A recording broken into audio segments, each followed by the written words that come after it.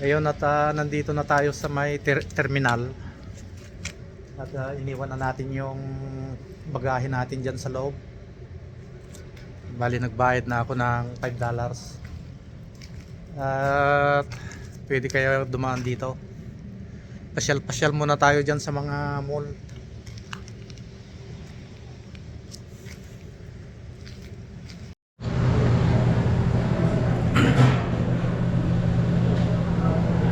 Kaya naglalakad-lakad tayo dito sa park. Nakahanap tayo ng Tim Horton. Kaya magkape muna tayo. Ano pa naman eh, alas 12.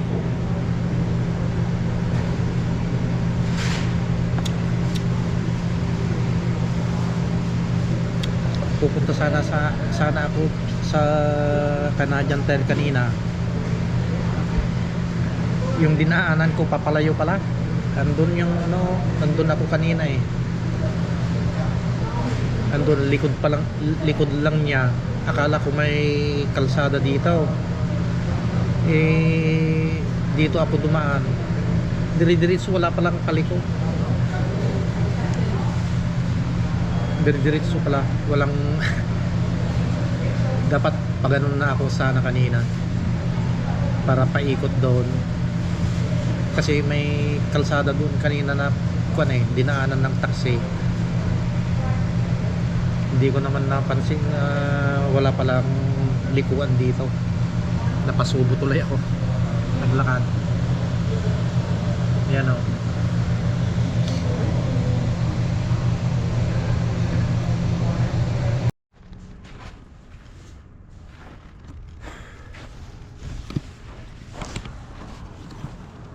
Ayan, tapos na tayong magkape. Nagtagal tayo dyan kasi wala naman tayong pupuntahan na iba. At matagal pa naman yung bus. Kaya nag-Tim Horton muna tayo. Kasi pag doon kasi nakakainip naman kasi ako lang mag-isa yung nakatambay doon, wala man lang tao yung ano lang ang kasama ko, yung tiller. Grabe talaga ng ano dito, lamig.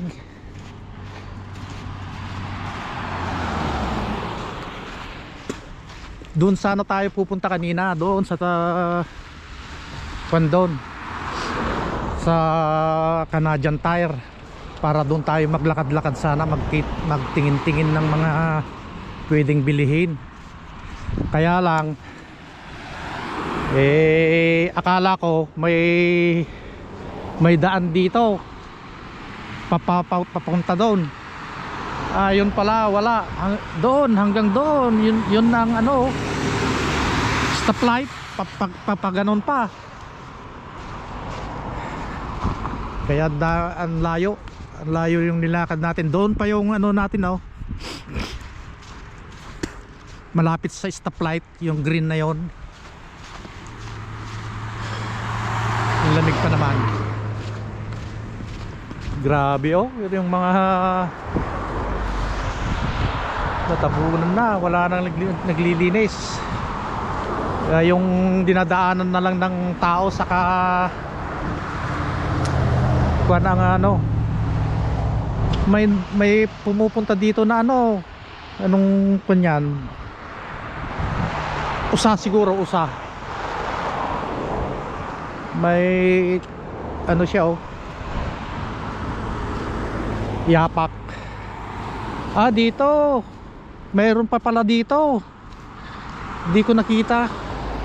Yun pala ang ano ng Canadian Tire. Akala ko yun eh, kakarugtong pala nito. Pero ang layo pa rin. Mas maganda sana doon pag ganon, andun na yung dulo niya eh. Pero andito naman yung ano,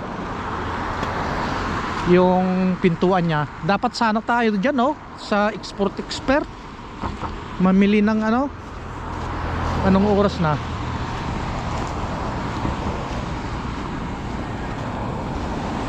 alas 3 na. Alas 3. Ayan o, mga bundok-bundok na yung hirap kayo magpala.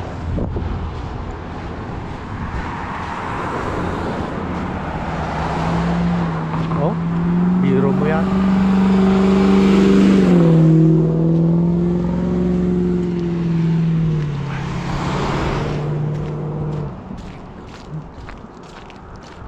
Pero pag doon sana tayo dumang kanina, doon sa paradahan ng bus, ewan ko kasi baka ibawal nila na ano para sa exit ng bus lang doon kasi may harang, may barrier.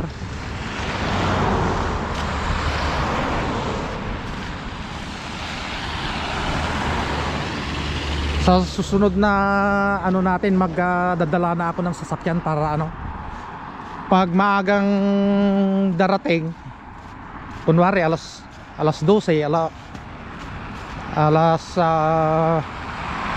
alauna, makakaalis tayo kaagad, makakauwi tayo kaagad kasi mag-aantay ka pa ng alas 4 pag 4 na oras malapit na sa Montreal yon, kasi 5 to 6 hours ang biyahe mula dito hanggang Montreal.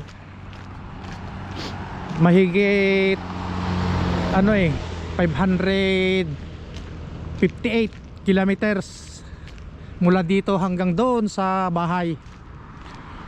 Mas malaki pang babayaran ng ng kumpanya kasi siya, per kilometer ang babayad. Bali ang per kilometer niya 48 cents. 48 cents ang kilometro.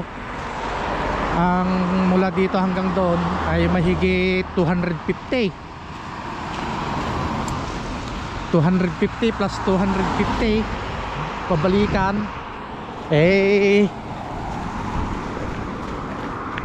tawid tayo. Grabe yung bundok bundok yung snow. Kulang-kulang 500 ang taripa natin pag Andito na tayo sa may bus.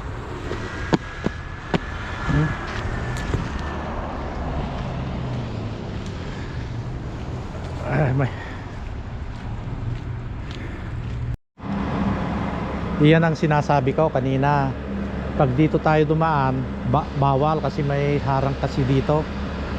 Ayun lang yung yung Canadian Tire. Ayun pala yung export ayun lang pala. Pag dyan tayo dumaan kanina, ayun lang. Kaysa yung ang layo-layo yung linakad natin, ang lapit lang pala dito.